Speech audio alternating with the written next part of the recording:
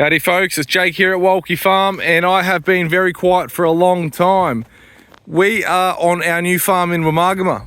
My wife and I purchased 150 acres up here. This is about half an hour north of Albury, where we've both lived our whole lives.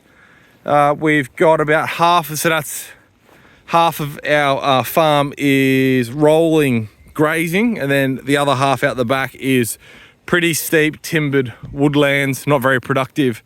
So we've built a few fences, like you can see here. We've rolled out about 1 kilometre of 1.25 inch poly pipe to get water pumped around the place. And we've got a pretty motley crew here. We've got a heap of first cross heifers.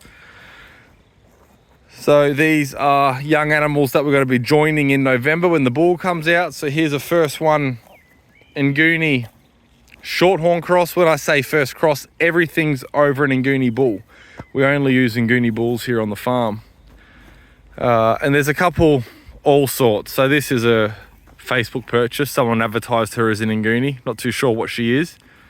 Gut capacity doesn't quite seem there, but the tail looks like an Nguni, the head looks like an Nguni, the snout, the sheath, everything else sort of ticks the boxes. But I've pulled some tails for a DNA, some tail hairs for a DNA sample. We're doing daily moves behind polybraid at the moment. We've got a couple little calves here. This beautiful little heifer calf is out of an F2. That's her mum there, that white mum. So that's our first F3 third cross Nguni. So she's nearly 90% genetically Nguni, which is exciting. What else have we got? This is the Jersey Nguni first cross, and she just came home from a lease block, and her udder's starting to bag up, and she's starting to look quite round. And we haven't joined these heifers, folks. So this lease block that she's come home from, I have had the neighbour's bull get in before and breed cows, and I wasn't told. And you eventually find out that's happened because you have unbred cows and heifers give you calves. So I think this might be one of those cases. So we're keeping an eye on her because she's pretty young. She's what is she? She was born April last year, so May, June, July, August, September. So she's 17 months old. Yeah, so I'd hope, anyway, we'll be here. We're checking them multiple times a day, so this is the best farm she can be on if something goes untoward. There's a beautiful second cross out of our breeding, off a Hereford base. First cross here. And then this is a cow that we bought in with a little bull calf at foot. And she's weaned this bull calf by herself. And she's starting to bag up again. So this mother here is a second cross Nguni. And that calf at foot there is her third calf. And she has the best body condition out of all the cows in this mob. There's one heifer that gives her a run for her money. And she's also carried this gorgeous shine on her through the whole autumn, winter on this farm, which has been a pretty challenging season. We've had one of our driest autumns on record. Look at the gut on her. Come on, beautiful. You're okay. She's scurred girl. Scurred means she doesn't have fully developed horns. I've got to watch myself, guys. You might notice I'm talking funny. I'll be completely honest with you. I watch so much YouTube on the weekends because I'm busy in town Monday to Friday, and Monday to Thursday rather, and I take Friday, Saturday, Sunday, long weekend at home doing farm jobs and working on the computer. And while I'm working on my computer, doing marketing and emails and different things, I have farming videos playing in the background. And at the moment, I'm watching so much Nguni content from farmers in South Africa that every time I say the word Nguni, I could hear their accents in my head, and I feel like I start talking like them. Like at the moment, I'm trying to talk normal, but I don't even know if I'm doing it. Normal being an Aussie accent for me. Beautiful gut on her. She's been shiny all year. Beautiful cow. There's one heifer in here. Where is she? She's absolutely lovely. She's another one of our second crosses, which will be, all these animals are getting joined in November. And she is tiny. She's almost 2 years old. She'll be 2 in November, end of November. I normally would have joined her before now, but just based on her age, but just because of the logistics between different lease blocks and everything that's been going on in our lives, we haven't had that opportunity. So, you know, it's not the end of the world. She'll get a bull over her in November, and she has a absolutely stunning, compact little frame, and she's always been fat throughout all of our challenging last 6 months. Lovely demeanor. We were doing a bit of bale grazing, and she'd come up for a head scratch while we're sitting on top of the bales. The boys and my boys are here over there in the buggy, and we'd all sit on top of the bales and scratch the cows. And she's tiny.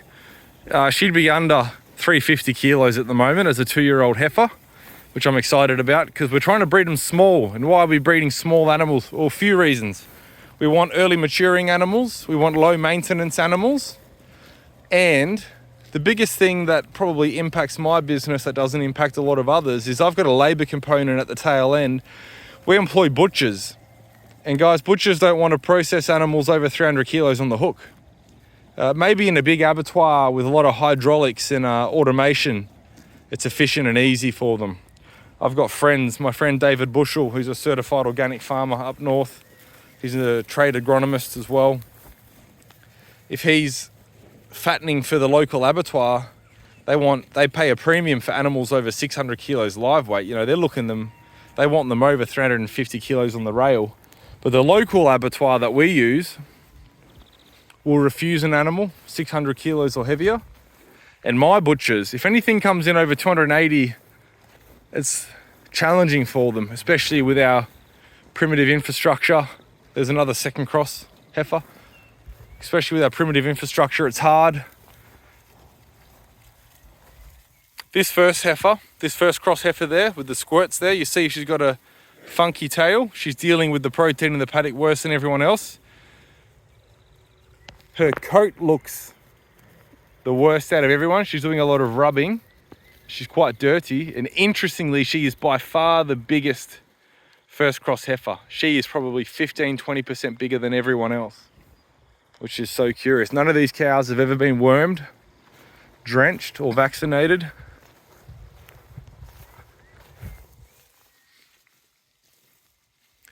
Like I was saying, our butchers just don't like those big animals. It's physically challenging for them with our infrastructure. So, you know, years ago, I was fighting that burden of my butchers not wanting these heavy animals. At the time, I was breeding and finishing shorthorns, and I was trading in Herefords, shorthorn and Angus. This is a purebred Nguni heifer. She was born June last year. It's written on her rear tag there. So she's about 16 months, finally starting to develop a nice bit of fleshing and gut on her. But I was challenging this, I was fighting this challenge of the butchers not wanting to do these heavy animals because I didn't really understand it. I sort of thought, what's the problem, guys? Like, it's you know, whether you're doing a 220 kilo animal and it takes you half a day, or you're doing a 300 kilo animal and it takes you 3/4 of the day, what's the big deal?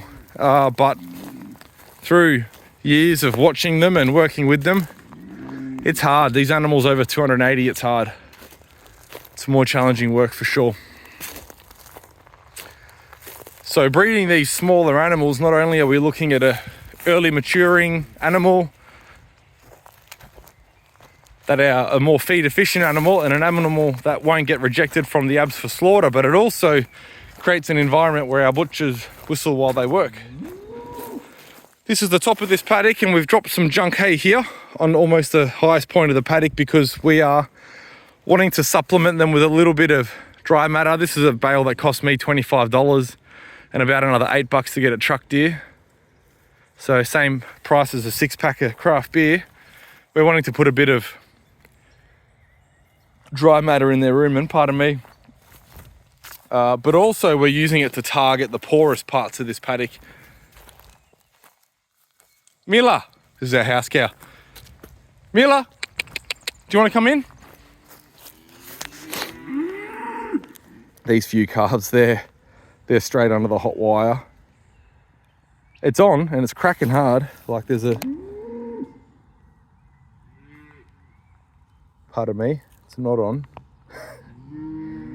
They go under it when it's on anyway. Doesn't seem to bother them any. Maybe I don't have that other end wired up properly. Oh, I mustn't either. There you go.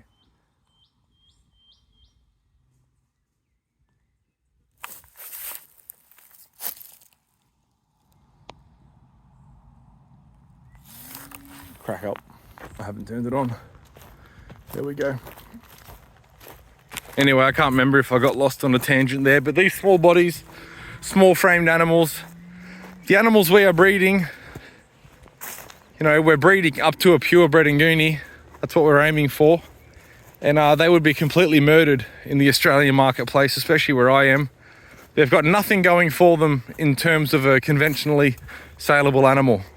They're small framed, it's a negative. They've got horns, most of them. We've got some skirt and polled lines coming through, but most of them are horned. Big negative. They're colourful. You know, this part of the world, they only want black cows. Big negative. I reckon if I sent my animals in, pound for pound, next to a black polled steer, I'd probably get a third to half, depending on the season. But that doesn't matter for us. We're a direct-to-market producer, and we've got the ability through, you know, building our market over the last 5 years and all the challenges and costs that have come along with that. We've got the ability to be price makers and not price takers. Hey Otto, can you go get around Mila? I'm gonna wind that fence up and let her in. Guys, this is the beauty of having sons. Look at this, with his stick in his bare foot.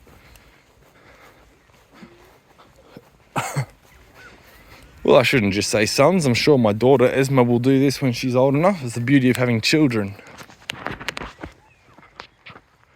So that should be carrying a charge. It is wound.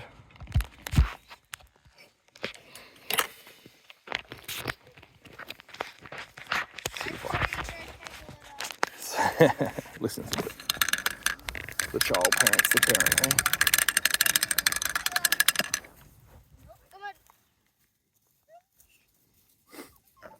There the kids have shoes and only one of them's got pants on.